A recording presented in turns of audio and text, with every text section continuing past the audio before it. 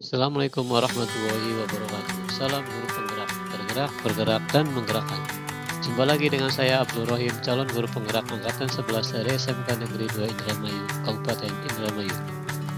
Pada video kali ini saya akan menjelaskan tentang koneksi antar materi modul 2.1 pembelajaran berdiferensiasi.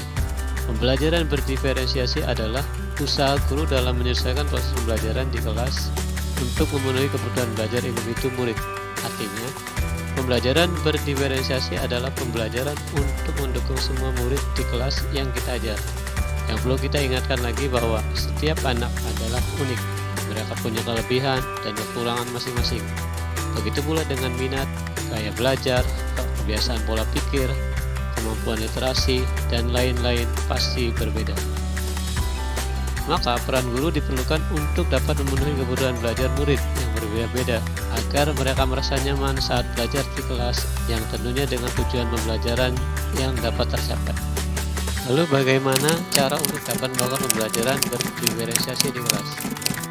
Agar dapat melakukan pembelajaran berdiferensiasi, guru harus memahami tujuan pembelajaran terlebih dahulu. Selanjutnya, mengetahui dan merespon kebutuhan belajar murid. Menciptakan lingkungan belajar yang mendukung murid untuk belajar, melakukan manajemen kelas yang efektif, dan melakukan penilaian berkelanjutan.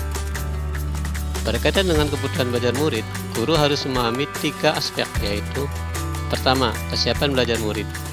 Kesiapan belajar mengharuskan guru untuk menilai pengetahuan awal dan menentukan apa yang telah murid ketahui dan di mana murid berada.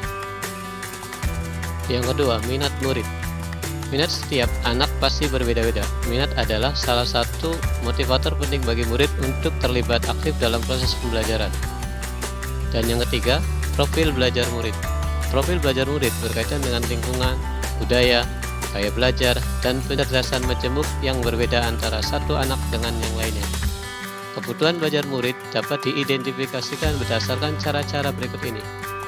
Mengamati perilaku murid-murid, mengidentifikasi pengetahuan awal, mereview dan melakukan refleksi terhadap praktik pengajaran, berbicara dengan guru murid sebelumnya, membaca rapot murid di kelas sebelumnya, atau bisa juga menggunakan berbagai penilaian-penilaian formatif dan diagnostik.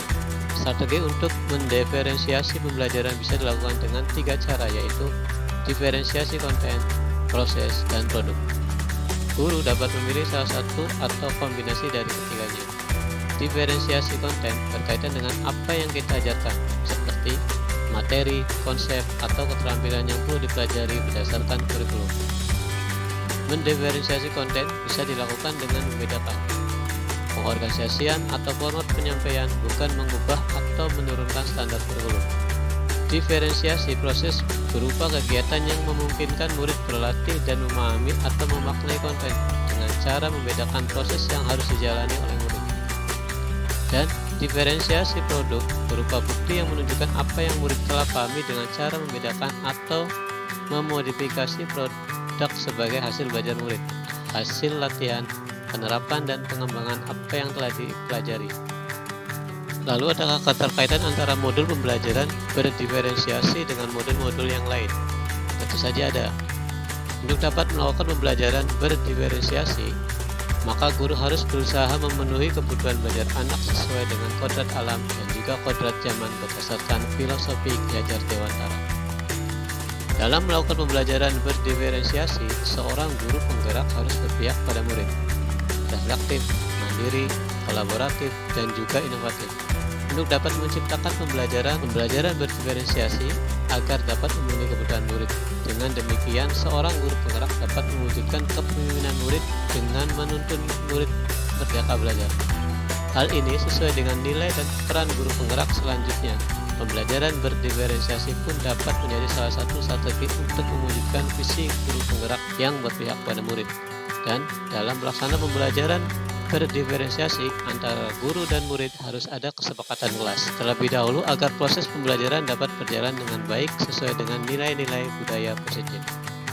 Demikian pemaparan koneksi antar materi modul 2.1. Semoga menginspirasi. Dan terima kasih. Wassalamualaikum warahmatullahi wabarakatuh.